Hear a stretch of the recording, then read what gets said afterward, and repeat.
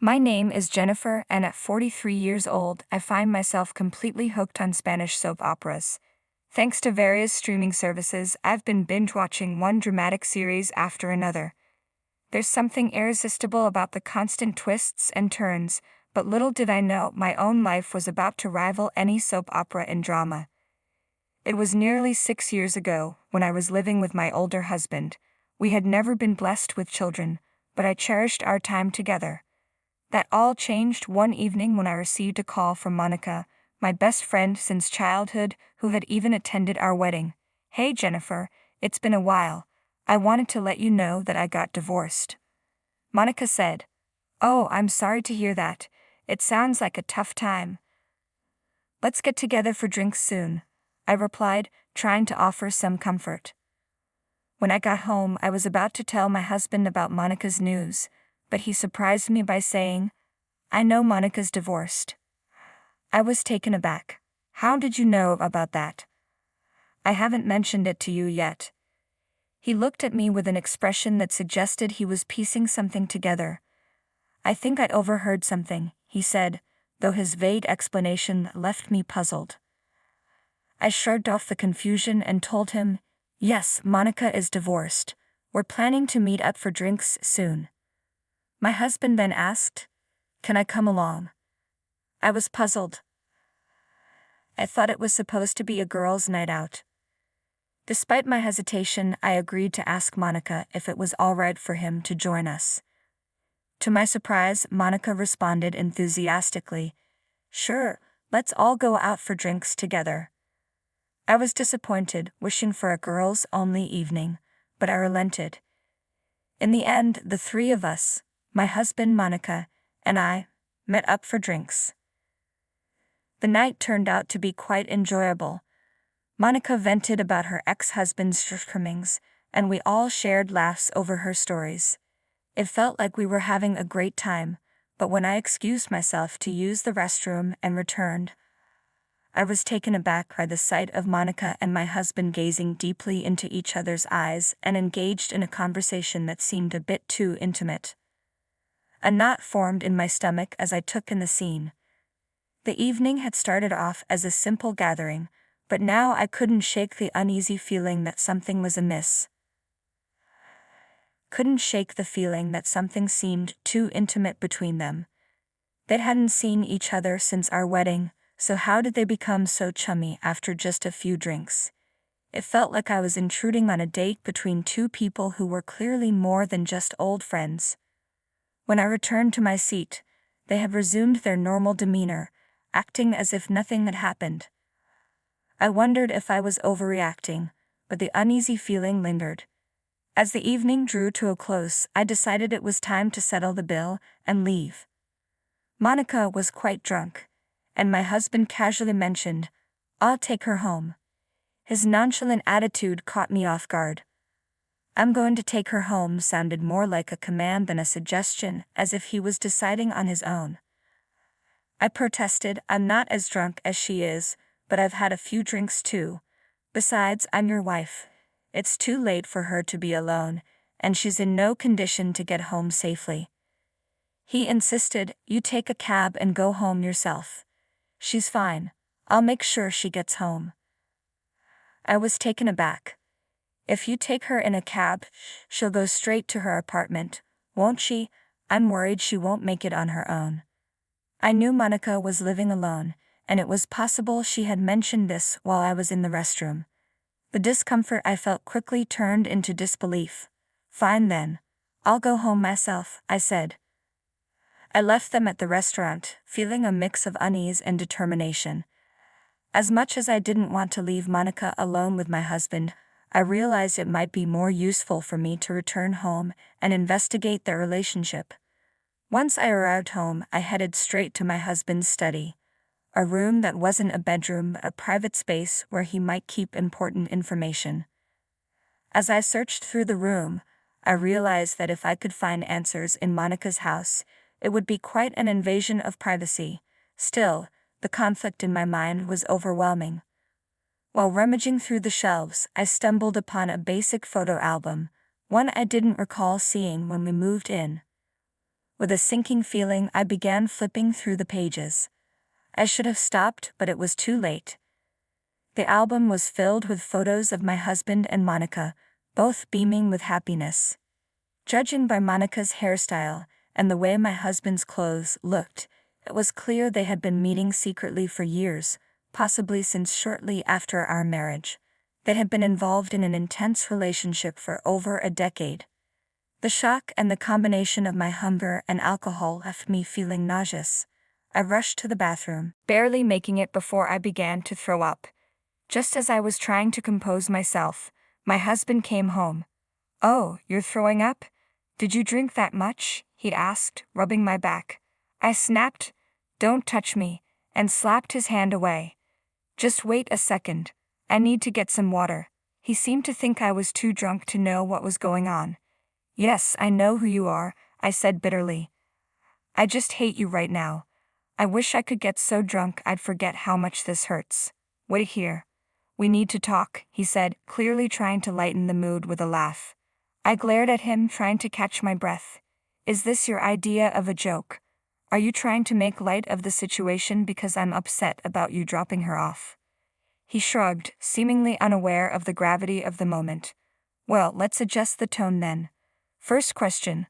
What's this picture about?" I confronted him with the album I had discovered in his room, simply showing him the cover. His face turned pale as he saw it. "Let's start with a yes or no question," I said. "Is there any wife in the world who could look at this picture and be okay with it? You know, considering what it shows." He remained silent, and I pressed on. "How do you think I feel right now? Go ahead, give me an answer."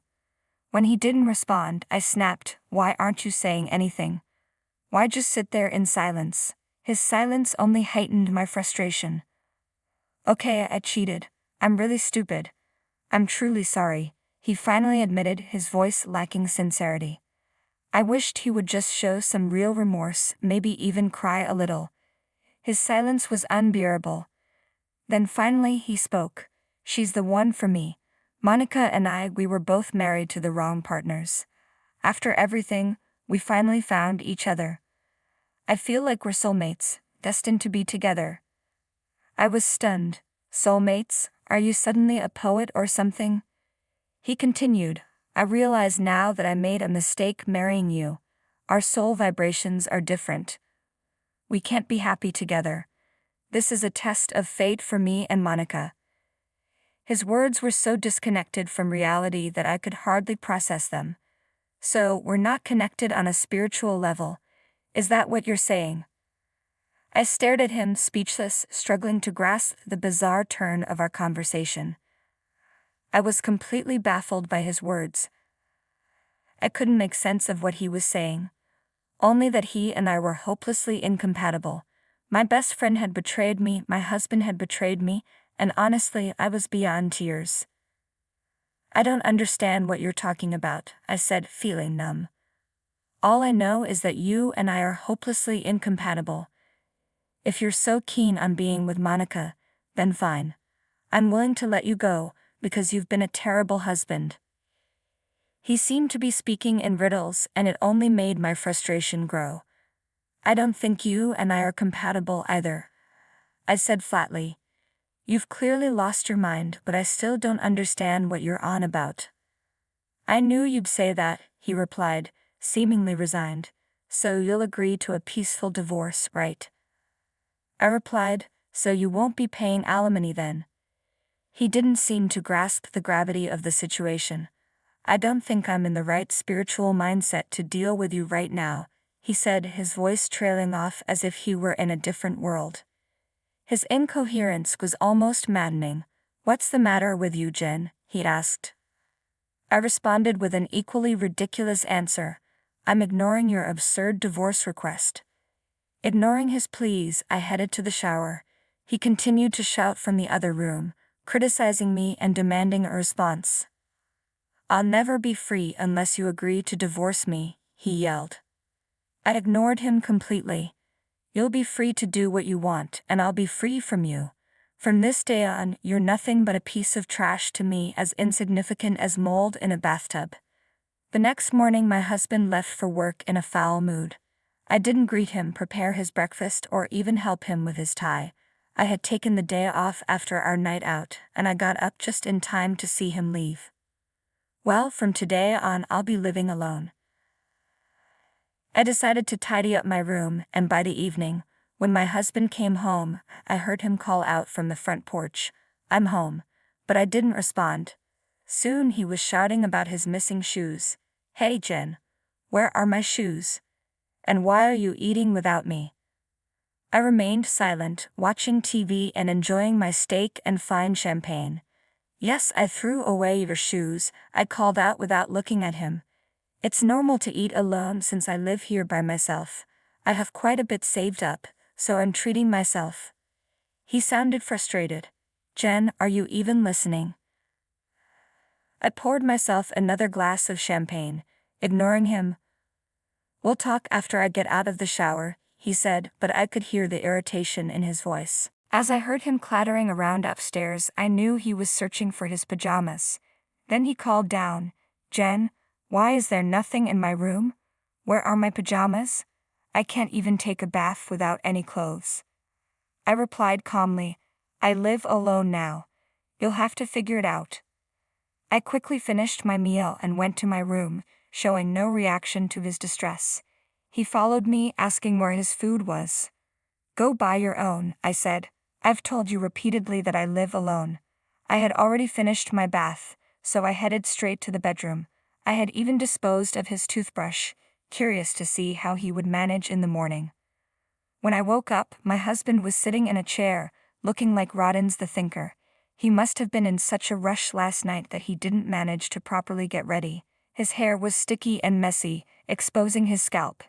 As soon as he saw me, he tried to compose himself and got down on his knees, desperately apologizing.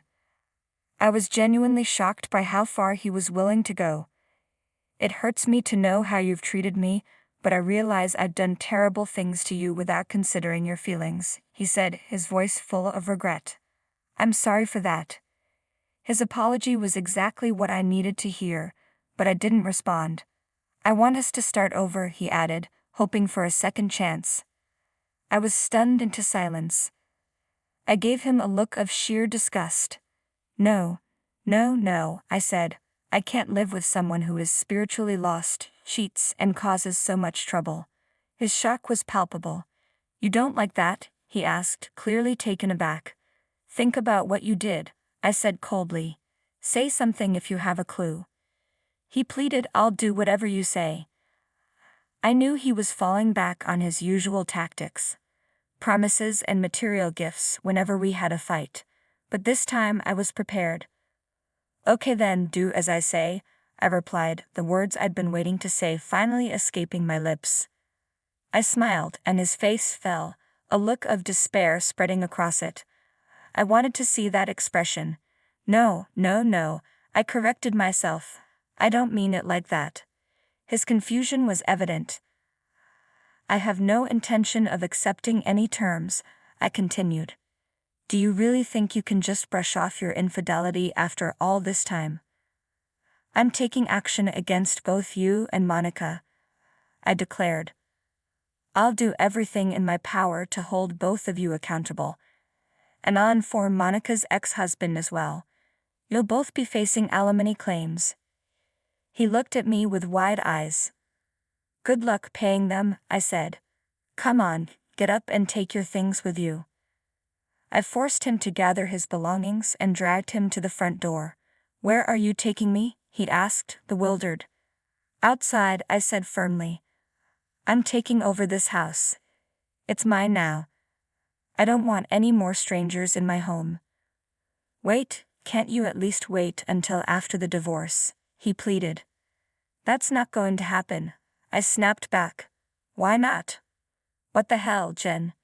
You just started talking all of a sudden and then you were so cold. Shut up and get out." I shoved him out the front door, with all my might. The strength I was able to muster came from the years of accumulated stress and anger. It's strange how much negative energy can build up over time. Before the divorce papers were finalized, we all, My husband Monica, her ex-husband, and I met to discuss things. Monica admitted she had fallen for my husband at our wedding and had approached him immediately afterward. Their affair began then, and they had been discreetly continuing their relationship, hoping to stay under the radar until they were both free. They had been cheating on both their families.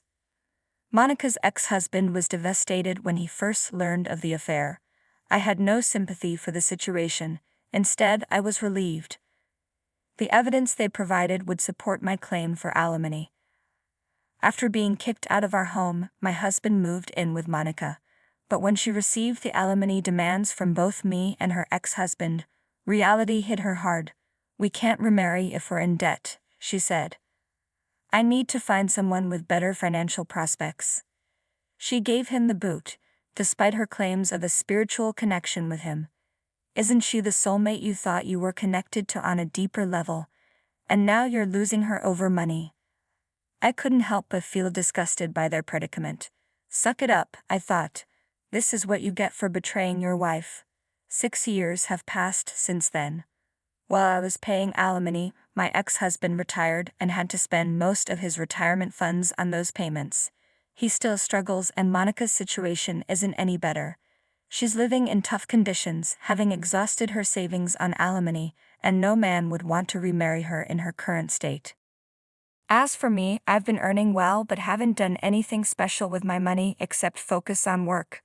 Life is unpredictable, so I'm trying to live modestly and do what I enjoy. They say, if you're prepared for anything, you're prepared for everything. I've been enjoying watching Spanish soap operas every day. Recently, I met someone at work who shares my interest, and we're even talking about traveling to Spain together someday. I look forward to that day, and I'm not concerned with soul vibrations. For now, my goal is to live happily and peacefully.